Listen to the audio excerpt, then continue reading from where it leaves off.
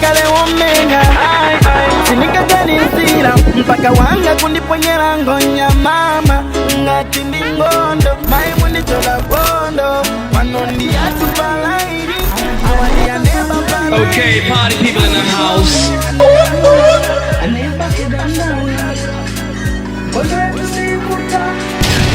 Last time, I showed you the part life of Jayjay. I showed you how he started his music. I showed you how old he is, where he lives. And I showed you his parents and his family. The only thing left to show you was the place where he created music and his message to the nation. Hello people, this is your boy Jayjay, aka Mr. 1212. People, aka Last Condo, yeah man, aka whatever you like.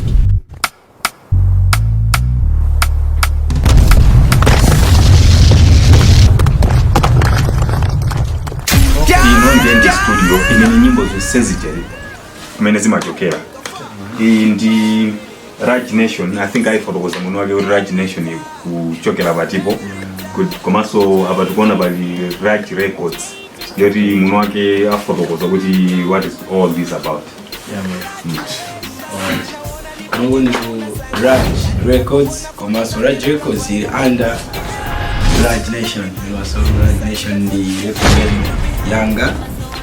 You mean Nabanga Muzidas Baranga, Rashid and Atpere. So the R is for Rashid.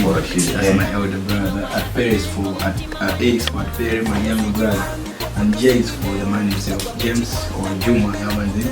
So Raj Records is the studio. So this is where we work.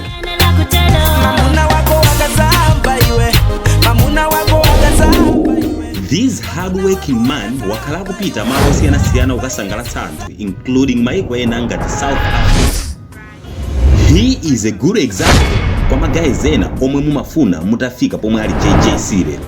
Iye wakumana ndi zolepheresa zambiri, but he never gave up.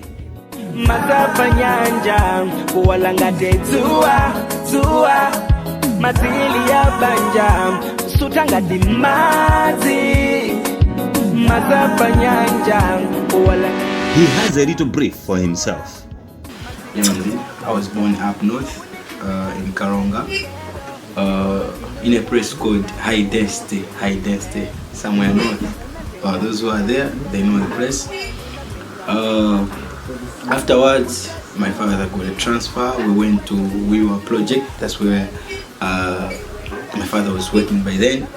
So I started schooling at Wiwa primary school. That's where I got selected that's when I got selected to Nkarabe Boys.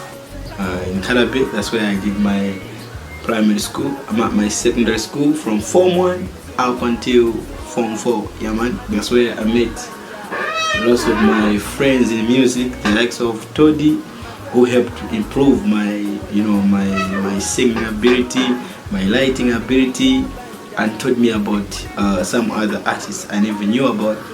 So in 2013, that's when I did my MCE. After that, that's when I joined Mabelenganya Empire.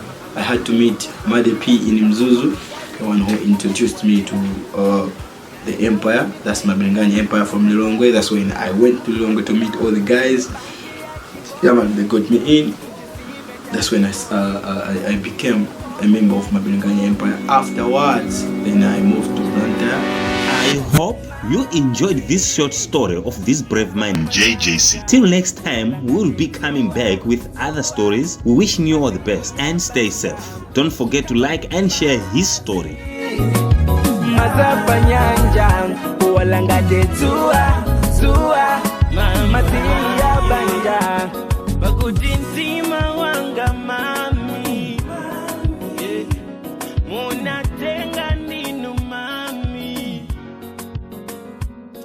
Good